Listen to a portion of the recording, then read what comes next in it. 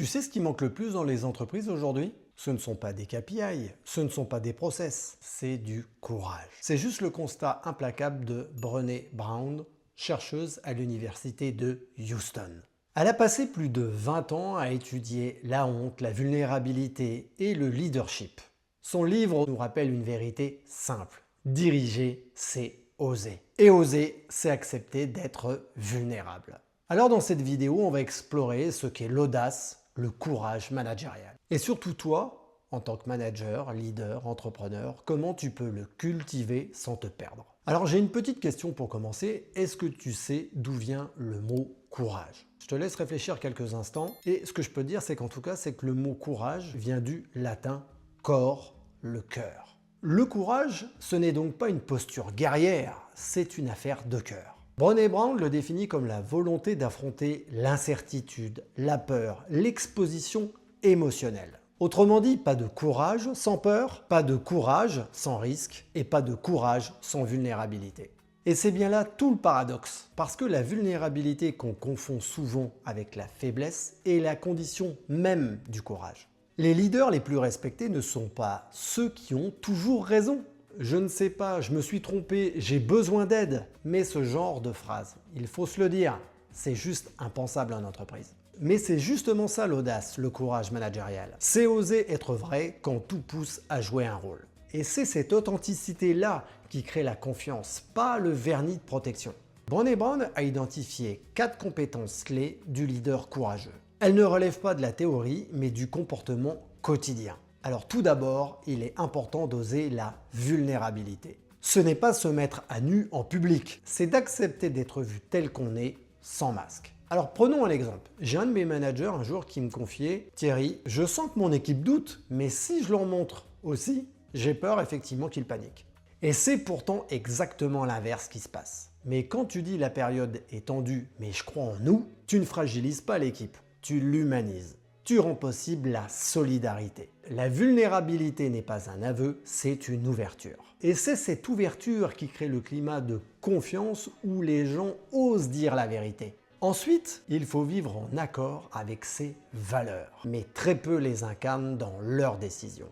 Les valeurs, si elles ne guident pas nos actes, ne sont que des mots. Avoir le respect comme valeur, c'est bien, mais si ton meilleur commercial humilie un de tes collègues et que tu laisses passer, ce n'est pas une valeur, c'est un slogan. Le courage managérial, c'est choisir ce qui est juste, pas ce qui est simple. Et ce n'est jamais confortable. Mais c'est ce qui fait qu'une équipe te suit, même quand elle n'est pas d'accord. D'autre part, il est important de braver la difficulté et de donner du feedback.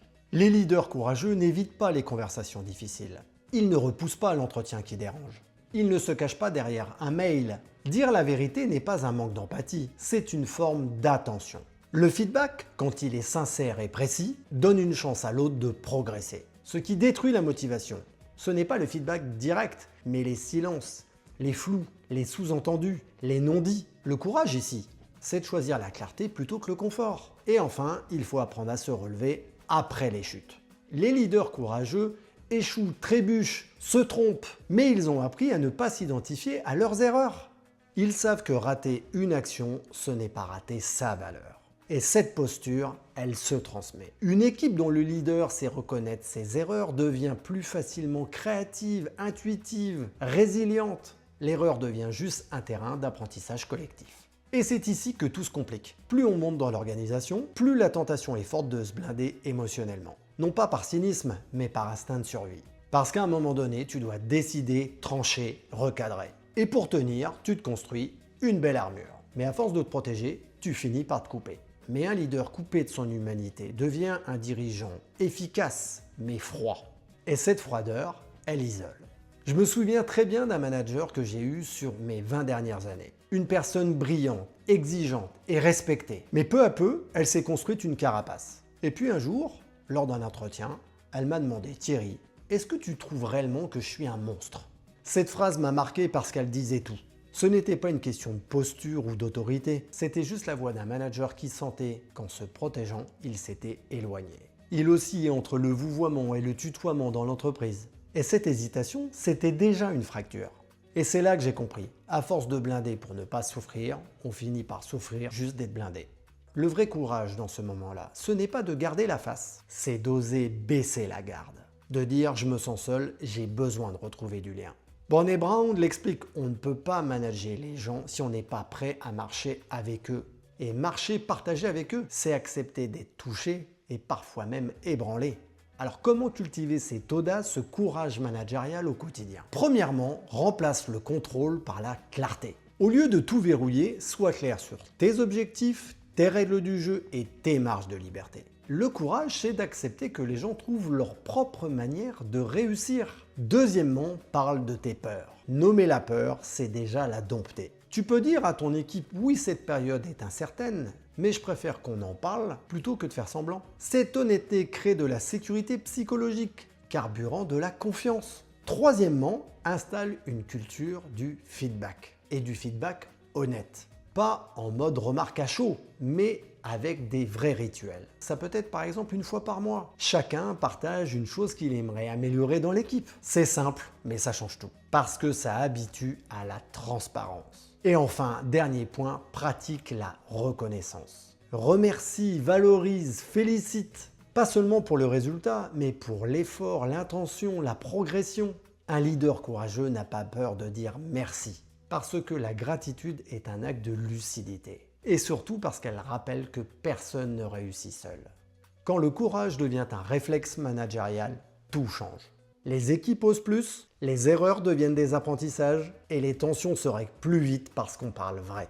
Et surtout, la confiance se construit dans les deux sens. Le leader fait confiance à son équipe et en retour, l'équipe ose prendre des risques. C'est un cercle vertueux.